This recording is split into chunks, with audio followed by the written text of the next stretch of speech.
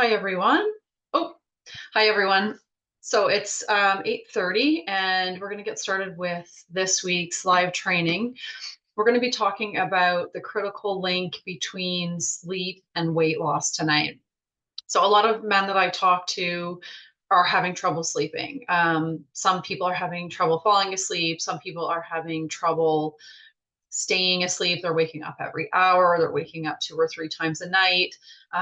They're not getting good quality sleep. So, all of these things can really affect your ability to lose weight. And sometimes with my clients, they can be losing weight very effectively in a healthy way. And then if they go through a period of stress where they're not sleeping well, they stop losing weight or they gain weight. So it's really, really important to address the link between sleep and weight loss. So I'm going to talk about that today. I'm going to help you understand what that link is. And then I'm going to share with you strategies that can help you improve your sleep quality and length. Okay, so I'm going to just share my screen and we'll get started.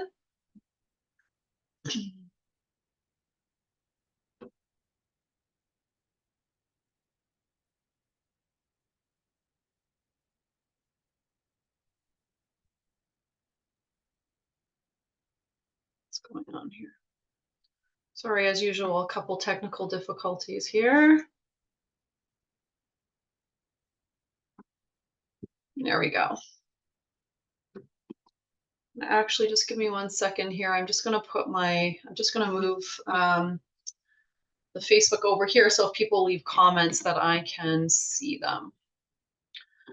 Okay, so the critical link, poor sleep and weight gain. We're going to talk about the link between poor sleep, nutrition, and weight gain. We're going to talk about why addressing poor sleep is really essential for weight loss, especially if you're a man in your 40s, 50s, and 60s. We will also talk a little bit about sleep and testosterone levels, about what the research says about that. And then I'm going to talk about some strategies to help you improve your sleep. Okay, so who is this for? If you're a man in your 40s, 50s, and 60s and you have belly fat, and you are also tossing and turning at night, do you get into bed at night hoping for the best, but end up tossing and turning for an hour or more before falling asleep? Are you waking up at night? Do you wake up multiple times every night and have trouble falling back asleep? Are you consistently not sleeping well? Are you having more crappy nights than good ones? Are you suffering from low energy? Do you feel exhausted during the day most days? And are you reaching for carbs the day after not sleeping well? So if you don't sleep well and you're craving carbs and anything you can get your hands on the day after you don't sleep well, then this training is for you. Why should you listen to me? I'm the founder of a company called TR Nutrition. My name is Trina Rise. I also founded or created a program called the Belly Fat Fix, and I'm an expert in weight loss for older men. So for the past 10 years, I've been a holistic nutritionist. I've helped hundreds of clients take control of their health, lose weight, and keep it off by using a holistic, individualized approach. And for sure, bits and pieces of the ideas that I'm going to share with you might be things that you've heard before, but almost no one gets it right when it comes to helping men in their 40s, 50s, and 60s lose weight and keep it off. And that's very evident to me every time I start working with somebody or every time I talk to someone who's basically tried every single approach out there and is in a position where they're really feeling defeated and frustrated because they cannot lose weight no matter what they do.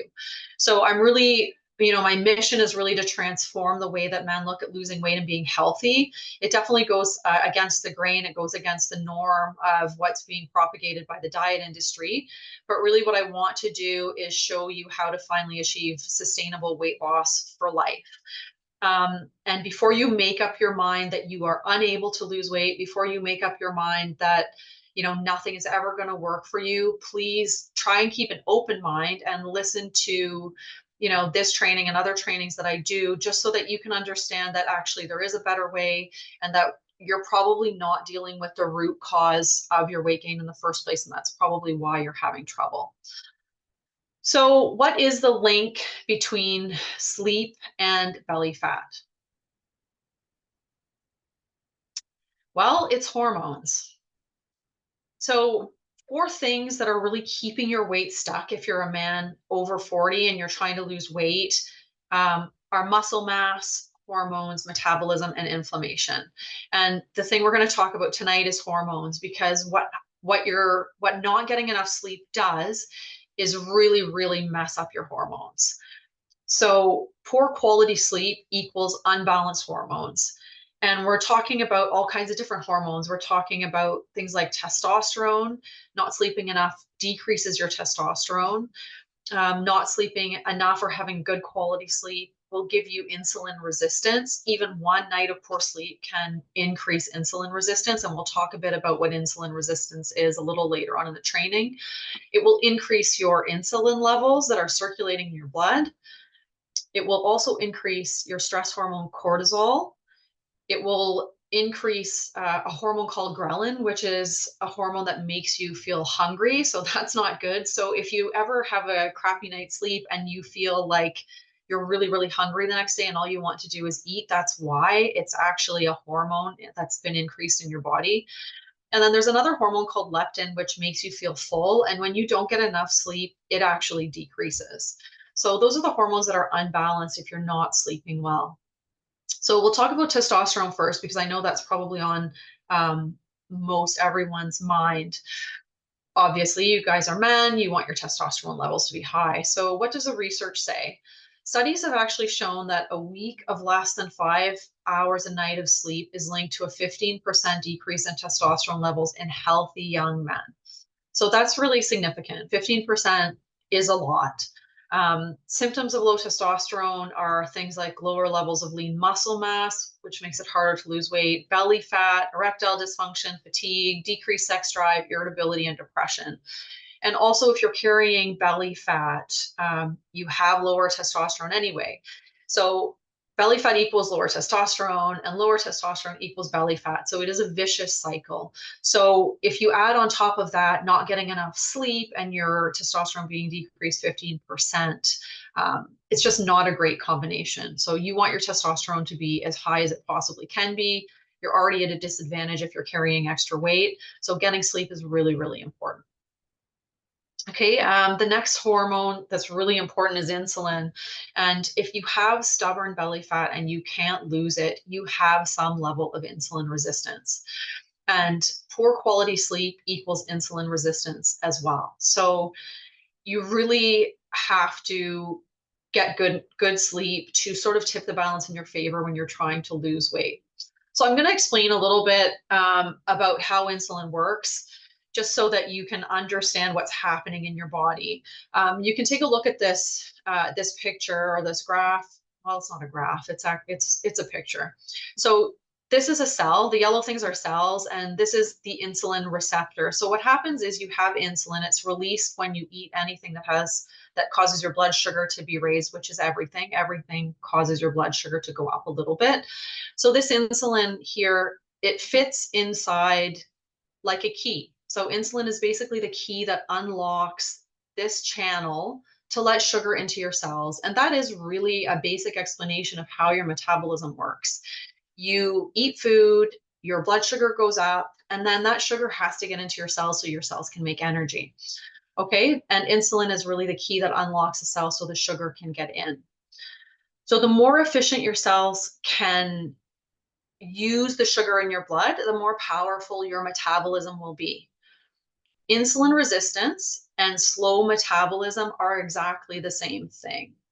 So what is insulin resistance? This is really important because if you have extra weight, you have insulin resistance. So if you've ever wondered how it works, just watch carefully. So if your insulin receptor is not working well, limited sugar can enter the cell. So basically this little key, insulin, doesn't fit into the keyhole anymore, which means that no sugar can get inside the cell, which then means that you have more sugar circulating in your blood that has nowhere to go. It can't get into your cell. And what happens is it then gets stored as fat. Okay, so the excess sugar in your blood is getting stored as fat, which is why you're carrying extra weight. So that's why I say that if you have belly fat, that you have some level of insulin resistance. If you didn't, you wouldn't be carrying extra weight. Okay, so consider this analogy. Your cells are my husband and I'm insulin. I talk about nutrition way too much, and my husband has stopped listening. Your cells are basically sick and tired of all the insulin that keeps being pumped into your bloodstream, and they have stopped reacting to it. Just like my husband has his hands over his ears when I tell him to eat more protein and make sure he gets, all of the nutrition he needs, your cells are basically putting their hands over their ears and they're saying, we don't want to listen to insulin anymore, or we don't want to listen to insulin anymore. Like, we've had enough. They're bombarded. Okay. Oops. The next hormone that plays a role is cortisol, and cortisol really increases your blood sugar. And then, if your cells are insulin resistant, that sugar is then stored as fat again. So, having high levels of cortisol or stress hormone just makes the problem worse. It just adds more sugar into your bloodstream, and your cells can't use it. So, it gets stored as fat. So, poor quality sleep equals insulin resistance. Poor food choices are sort of caused by poor quality sleep, because when you don't sleep well, you have cravings for carbs, you are hungrier. So you make poor food choices. And then when you make poor food choices, you have unbalanced blood sugar, which also causes insulin resistance. And if you have unbalanced hormones, which are caused by unbalanced blood sugar, then you have insulin resistance as well.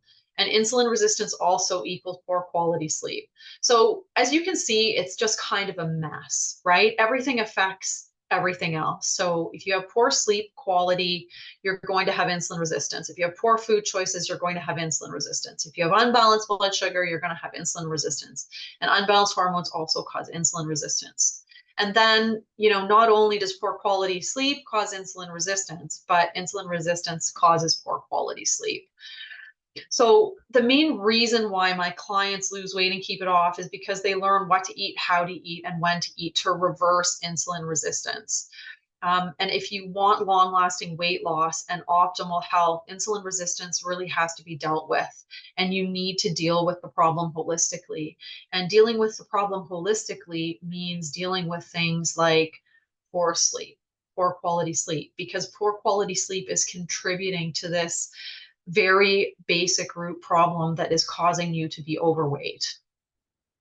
So again, hormones are one of the main things, one of the four main things that are keeping your body stuck. So if sleep is just really jumbling up and messing up all of your hormones, not only your testosterone, but all of the hormones that control your metabolism, like insulin, and all of your hunger hormones, then you're really, really going to have a problem losing weight. And a lot of the people I work with are doing everything right, but if they're not sleeping well, then the scale stops moving, okay? Or it won't move in the first place. You have to address all of these things together. So if your cells are resisting insulin, really all the sugar that you're eating, which is in the form of carbs, fat, protein, everything turns into sugar. Your cells cannot use that sugar, okay? So it gets stored as fat. And that is the connection between sleep and weight, is that not sleeping properly is going to cause you to have insulin resistance. It's going to cause you to make poor food choices. And then all of those things that you're eating really cannot be used by your cells, and it gets stored as fat. So the big question really is, what causes what? And the bottom line is that everything is connected. The most basic building blocks of health are food and sleep. So you need to learn what, when, and how to eat to balance your blood sugar and start reversing metabolic damage. And metabolic damage basically means insulin resistance. So when you guys join this group and you put that, you have a sluggish or a slow metabolism, that really means that you have insulin resistance. So having a messed up metabolism just means that you have insulin resistance. It's exactly the same thing. But really, you have to also address sleep quality, because as I just said, everything is connected. Okay? Sleep and food. So is sleep really that important for weight loss? Yes, 100% it is. Sleep is extremely important for weight loss, because you can eat perfectly all day, you can balance your blood sugar, you can make sure that you're eating in a way that balances your hormones, but then if you don't sleep every single night, your hormones are getting messed up anyway. And then you might also be making poor food choices because you haven't had enough sleep and because it messes your hormones up. So you really do have to address sleep. So let's talk about how you can improve the quality of your sleep. And we'll talk about 4 strategies that have easy to implement steps. And if anybody wants, anybody who's watching live or in the replay, if you want a PDF with these 4 strategies and the steps, just let me know. Just say sleep handout in the comments, and I'll make sure that I get it over to you. Okay. So this is going to kind of seem like a little bit juvenile, actually, because it's like making a sleep routine, or setting your sleep schedule. And you do that with kids. And if you guys have had kids, if you have grandkids, you know that, you have this specific sleep routine and you use it every single night because it helps kids fall asleep easily. Well, we're exactly the same as when we were kids. We need a sleep schedule. So the first strategy really is to set your sleep schedule. And the first thing that you can do, the first step that you can take is to have a fixed wake up time. So try and wake up at the same time, whether it's a weekend or a weekday. A sleep schedule really that fluctuates too much will prevent you from getting into a rhythm of consistent sleep. The next one is to prioritize sleep. So it's really important to treat sleep as a priority. In our culture, we don't tend to do that. Sleep is just sort of something that maybe we get, maybe we don't get. But if you calculate yourself a target bedtime, you use your fixed wake up time, and then try your best to be ready for bed around that time every night. And you really want to aim for 7 to 8 hours of sleep. So the third thing you can do to set your sleep schedule is to make gradual adjustments. If you normally go to bed at midnight and you want to start going to bed 2 hours earlier, start by making small adjustments. I with my clients, sometimes we actually just make adjustments that are 15 minutes or half an hour. So if somebody's been going to bed at midnight and we want to try to push their bedtime or the time they go to sleep to 2 hours earlier than that, we can start with 15 minutes or 30 minutes and do that for 1 week and then move it back a little bit more the following week. Changing your sleeping habits it's one of the most difficult things to do. It's really hard. Even for me, it can be very, very difficult to set this time and stick to it, but it's really, really important. So yeah, you just make a small adjustment until you reach your desired target bedtime. Number 4 is don't nap too much. Um, and you probably like I'll go back to the example of kids again. If a kid has a nap between 2 and 4 in the afternoon, there's a very small chance that they're going to get to bed at their bedtime at 8 p.m. They're going to be wired. Okay. So if you have a 2 hour nap in the afternoon, it's going to be the same thing. You're probably not going to have a great sleep. Napping too long and at the wrong times can really prevent you from having a restful sleep at night. So if you're going to nap, keep it relatively short and don't nap past early afternoon. Okay. Like 1 o'clock, and try and have a short nap. Try and set your alarm 15 minutes, 20 minutes. That can really refresh you, but it won't screw up your sleep then like that night. So the second strategy is to follow a nightly routine. Same as if you were a kid, you need to have a consistent routine. So follow the same steps every night, and that can really reinforce to your body and your brain that it's bedtime, just as it would for a child. Things like having a shower every evening, putting on your pajamas, brushing your teeth, getting into bed, maybe reading a little bit. Those things can all help establish a routine for your body and for your mind. The second way to implement a nightly routine is to set aside 30 minutes to wind down. So take 30 minutes every night to spend time doing something that puts you in a state of calm and relaxation. And this differs for everyone. Okay, it could be music, stretching, reading, and relaxation exercise. Those are all good options. The third thing you can do is dim your lights. Try and stay away from bright lights before bed. The production of melatonin, which is a hormone that your body produces to help you sleep, can really be hindered by exposure to bright blue light. late at night or before you go to bed. And I'm sure you've heard about it. You know, bright light is bad for you. Your phone probably has a setting to turn off blue light at a certain time. So just try to stay away from blue light. The fourth way you can implement a nightly routine is by unplugging from electronics, which is hard. I have a hard time with this. I know a lot of people do, but cell phones, tablets, laptops, and TVs all cause a lot of mental stimulation and they generate blue light, which is really not helpful for you to sleep. So if you can try and build in 30 to 60 minutes before you close your eyes, that is device free, sorry.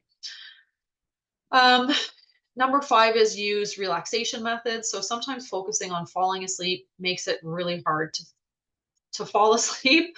You know, if you're really hyper focused on falling asleep, sometimes it just won't happen. So doing some meditation, breathing exercises or relaxation techniques that work for you can help get you ready for sleep. And then number six is don't toss and turn. So you try to encourage a healthy relationship or a healthy connection between being in bed and being asleep. So if you're tossing and turning and you're not asleep in 20 to 30 minutes, you could get up to stretch, read, or do something that calms you in low light before you try again. So sometimes if you're just like in bed and you're ultra frustrated because you can't fall asleep, it just makes it worse and you just can't fall asleep even worse than you than when you first got to bed. So just try and establish a healthy mental connection. Okay, number three is to cultivate healthy habits. And I have arrows pointing towards get daily daylight exposure. And this is extremely important. So light, especially sunlight's the most important external factor that affects sleep because it plays a central role in regulating circadian rhythm. So as strange as it might seem, daylight and being exposed to daylight actually will improve your nighttime sleep. And that's because it regulates your circadian rhythm. And your circadian rhythm is basically that your body is on the same rhythm as the sun rising and the sun setting. Okay, so the light and dark. So your body is naturally in rhythm with that cycle of light and dark. So it really being in the sunlight in the morning really helps to regulate that. And also, morning sunlight really helps to regulate your sleep patterns and improve sleep because, and it has to be getting into your eyes actually, but it really helps set the stage for your hormonal balance during the day. It helps to produce melatonin later that evening. That's going to help you fall asleep. And it can just help you reset your sleep cycle. If your sleep cycles are really kind of screwed up, if you're not able to fall asleep, if you're waking up a lot during the night, this can be one really, really simple thing and really important thing that you can do to start improving quality of your sleep. So when you wake up, within 20 minutes of waking up, go outside and get 10 to 20 minutes of sunlight. And that can just be sitting on your back porch. That can be going for a walk around the block, but that can actually help people. I've seen it help people very significantly when it comes to nighttime sleep. Okay. Number two is be physically active. Regular exercise during the day can really make it easier to sleep at night, not only because you're tired, um, but just because you're outside, you're getting sunlight, and it also provides many other health benefits. Okay. Number three is to reduce alcohol consumption. Alcohol definitely makes it easier to fall asleep. Obviously, you'll have a glass or two of wine or a couple drinks and you get, sleepy, but the effect of having a few drinks before bed actually disrupts sleep later in the night. So, not sure if you're like me, but if I have like a little bit less than one drink, I'm fine. But if I had two drinks, I'm always going to wake up in the night. So it will help you fall asleep, but it's going to probably disrupt your sleep later on. So it's best only to consume very moderate amounts of alcohol and really avoid it later in the evening. Number four is to cut down on caffeine. Caffeine is a stimulant and it can take between 1.5 and 9.5 hours to leave your body, depending on how your body metabolizes caffeine. Caffeine from any source can really promote anxiety and keep you awake if you consume it too close to bedtime. So try and avoid it later in the day. And for those of you who work night shifts, I have a client who works, I have many clients who work night shift, but Even if you're working night shift, it's really important that you get solid sleep, even if it's during the day. So if you're drinking caffeine all night during night shift to try to stay awake, uh, if you're drinking it too close to the time when you're going to be done work and going to bed, it's going to disrupt your sleep. So just be really conscious of when you're drinking caffeine, how much caffeine you're drinking. It can be a really, really easy way to help improve the quality of your sleep. Number five in cultivating healthy habits is don't eat late. So, eating a heavy dinner late in the evening or a high calorie snack before bed can mean that you're still digesting when it's time to go to sleep, which can cause physical discomfort. It can cause acid reflux. But what also can happen is that if you eat, not can happen, it will happen. If you eat too late, if you have a big meal, your blood sugar is going to be high. Okay. And if your blood sugar is high when you go to bed, well, what's your body going to use all that sugar for? You're not moving around, you're sleeping. So it is going to inevitably get stored as fat. Okay. And, having a high blood sugar when you go to sleep can sometimes make it difficult to sleep well. Number six is to restrict in bed activity. So, to create a connection in your mind between being in your bed and sleeping, it's best really only to use your bed for sleep. Um, Obviously, you're going to do some things in bed, but just definitely, watching TV in bed's not great. Reading's fine, things like that, but you don't want to be, you know, doing anything crazy in there. You want to be sleeping. So number four is to optimize your bedroom. Some things that people don't really think about are that, you should block out as much light as possible. So you can use an eye mask or you can use heavy curtains to prevent light from disrupting your sleep.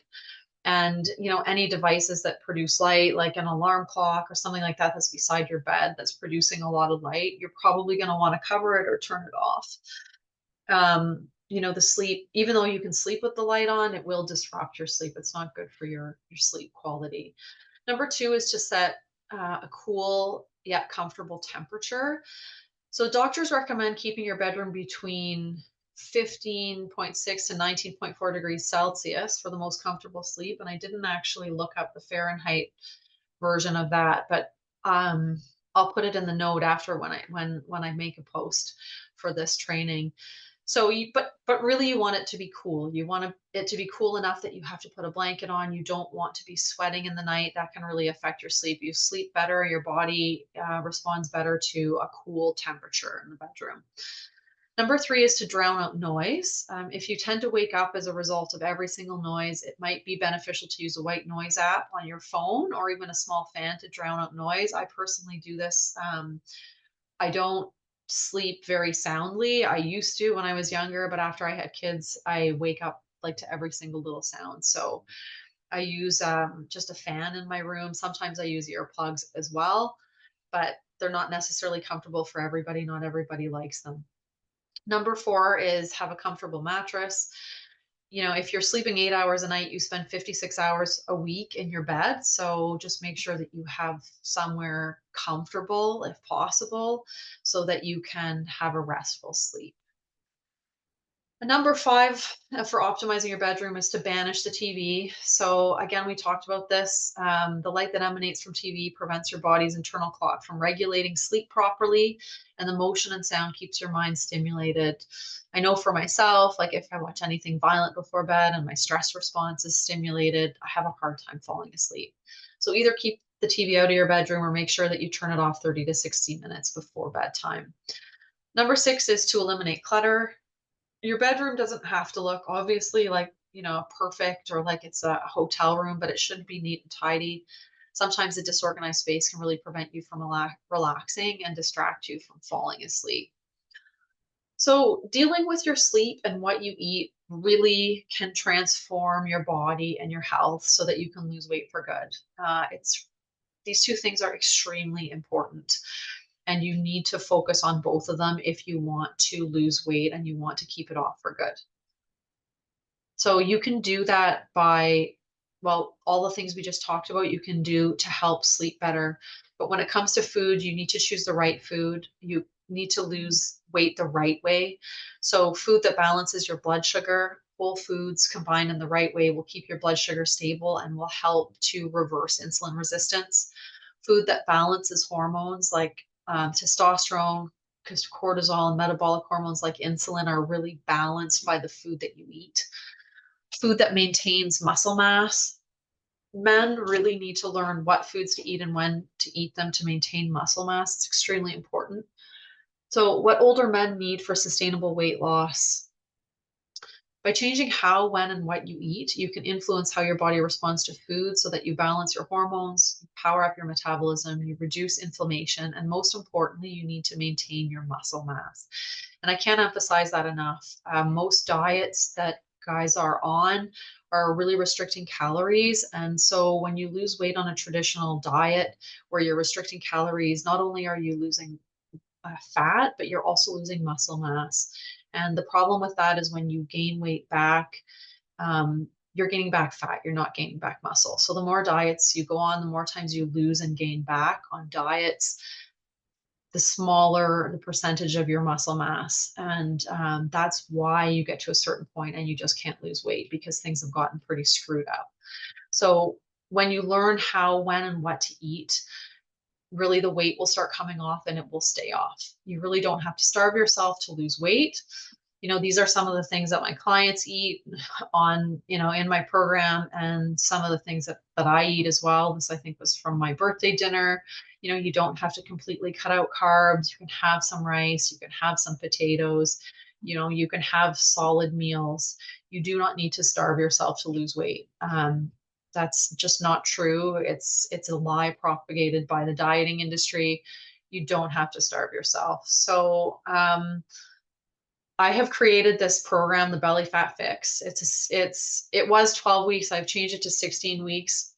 Um, so it's a 4-month program, and it really is a program that all men can understand. It's not complicated. I mean, you just saw these pictures of food. You don't need to even use a meal plan if you don't want to, although I give you one.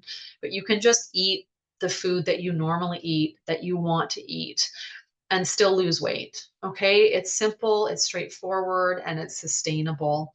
And by being those three things, it will give you success because it's something that you can follow long term. It's not just something you're going to follow for 4 months. It'll be a way that you eat for the rest of your life that will give you sustainable weight loss, and optimal health as you get older and just for the rest of your life. There's no calorie counting, there's no calorie restriction, there's no macro counting, there's no feeling hungry, there's no bland, tasteless food, there's no extreme workouts. I've had guys at 60 years old lose 40 pounds, 100 pounds just by walking. You do not have to go to the gym and lift weights like a crazy man.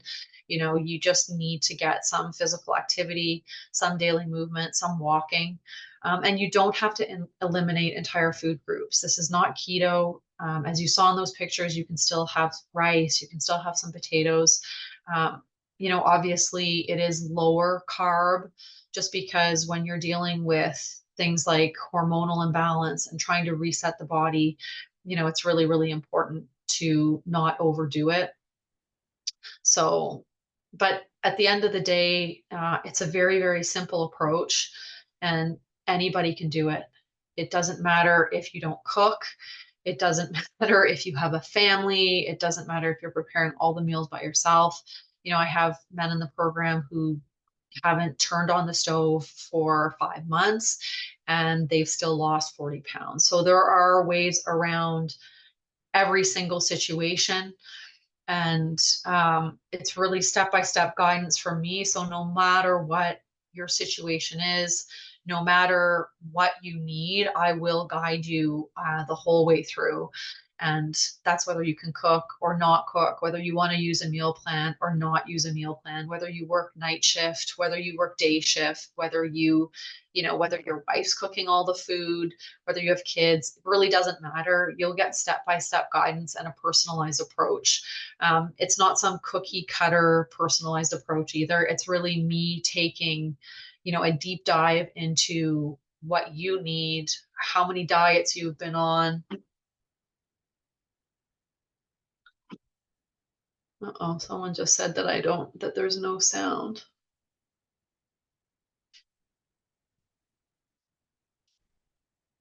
Oh, hopefully there is sound and it's not no sound. Just a second. No, I have that it's sound. Okay. Sorry, someone was just saying that that there's no sound, but I think that I think that it's okay. Is anybody else watching? Oh, you hear me fine. Okay, good. Okay, good, good, good. Okay, now how do I get this back up there? Okay, thanks, Norm. Thanks for letting me know. Um, okay, sorry for that little blip. Yeah, so really this program is it's going to give you just absolutely everything you need. And, I know one of my clients, for example, 10 days ago, someone in the program was, getting frustrated, not losing weight, not losing foot weight as fast as they wanted to. However, they were having a very stressful week at work. They had a week of not sleeping well.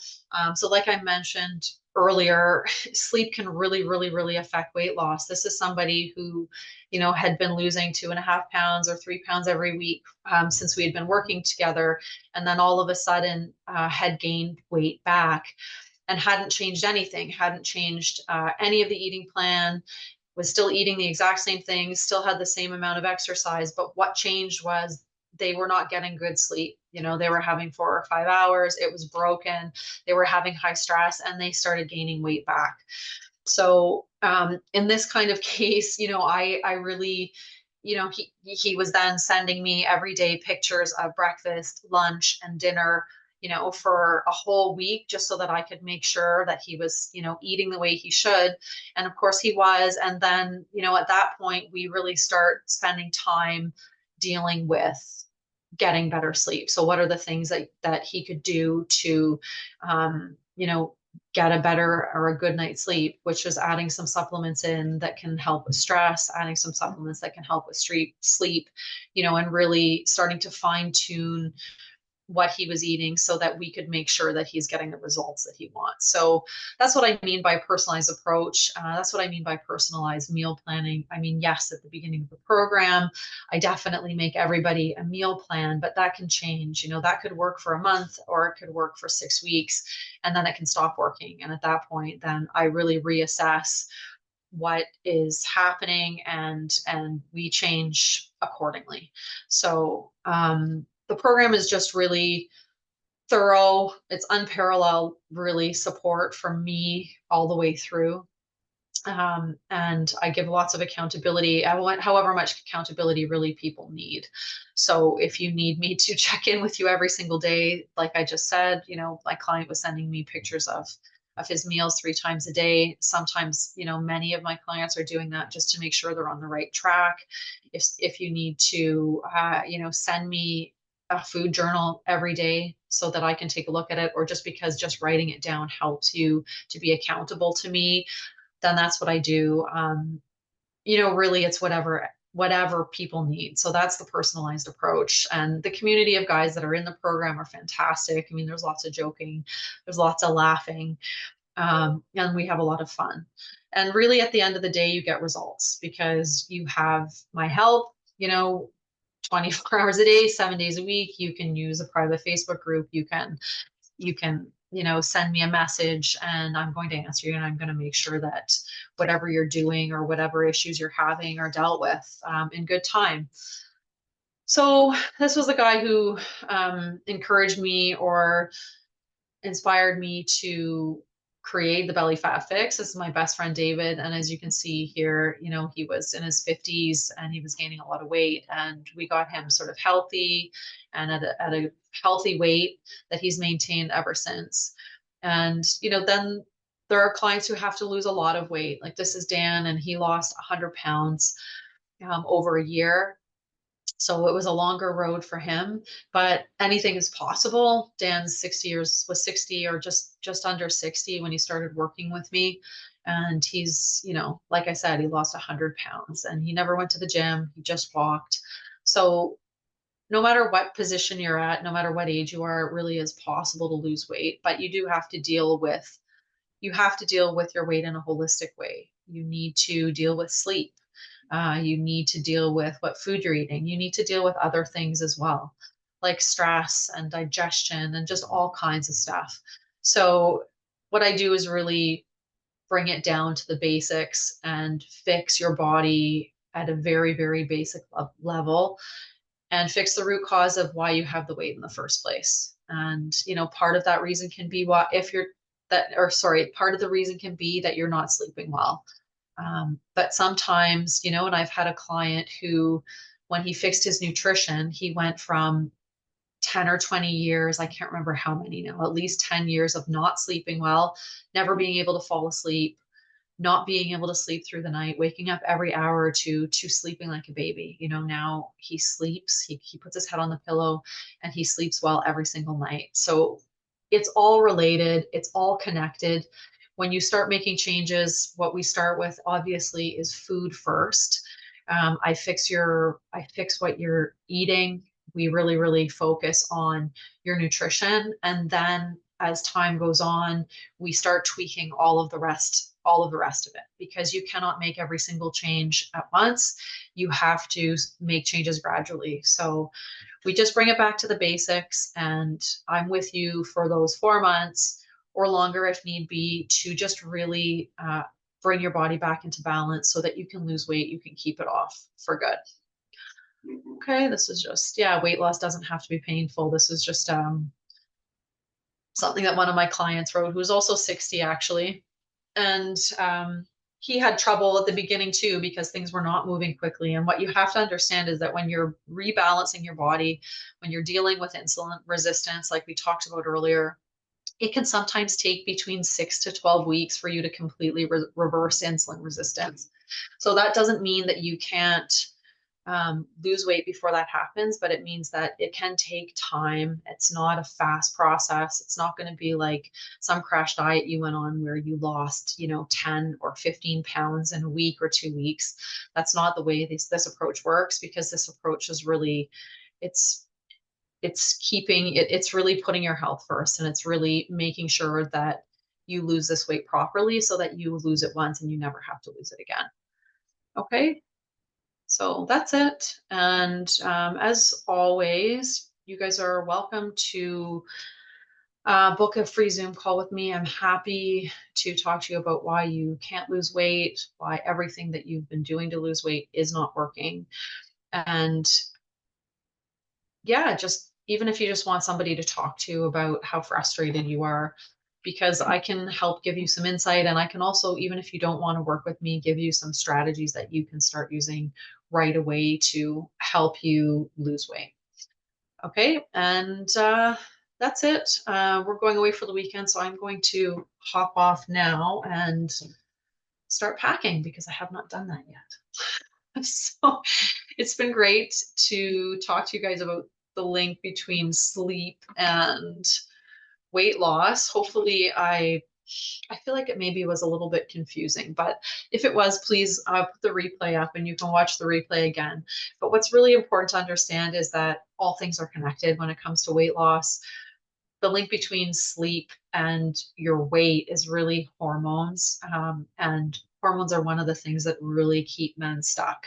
So you really, really have to address sleep and food. Those are the two basic things that you have to address in order to start getting results. So if you're sleeping great all the time and you have belly fat, then that's one thing.